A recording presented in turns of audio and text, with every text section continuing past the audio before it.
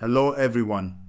Today, we're exploring Genesis 41, a chapter that shows how God's timing and wisdom can turn our lives around in unexpected ways. It's the story of Joseph interpreting Pharaoh's dreams and rising to power in Egypt.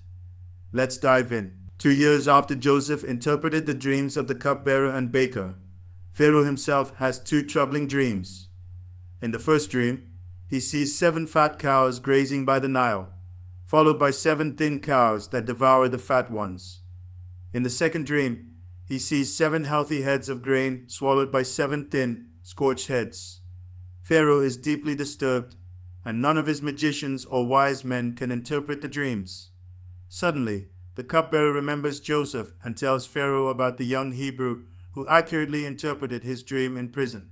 Pharaoh sends for Joseph, who is quickly brought from the dungeon, shaved, and given clean clothes. When Pharaoh asks Joseph to interpret his dreams, Joseph humbly responds, "I cannot do it, but God will give Pharaoh the answer he desires." Joseph explains that the two dreams have the same meaning.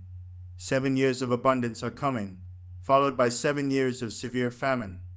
He advises Pharaoh to appoint a wise man to store grain during the years of plenty to prepare for the famine. Pharaoh is amazed by Joseph's wisdom and says, "Can we find anyone like this man, one in whom is the Spirit of God?" Pharaoh appoints Joseph as second in command over all of Egypt, giving him authority to carry out the plan. Joseph is given Pharaoh's signet ring, fine linen, and a gold chain.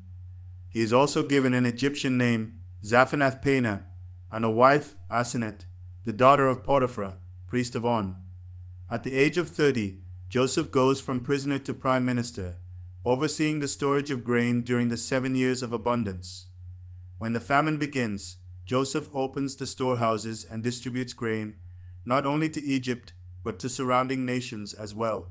So, what can we learn from Genesis 41? First, God's timing is perfect, even when it feels like we've been forgotten. Second, humility and reliance on God's wisdom can lead to incredible opportunities. Finally, this chapter reminds us that God can turn our trials into triumphs for His glory. Let's trust His plan and remain faithful, no matter where we are. Thanks for joining me, and I'll see you in the next story.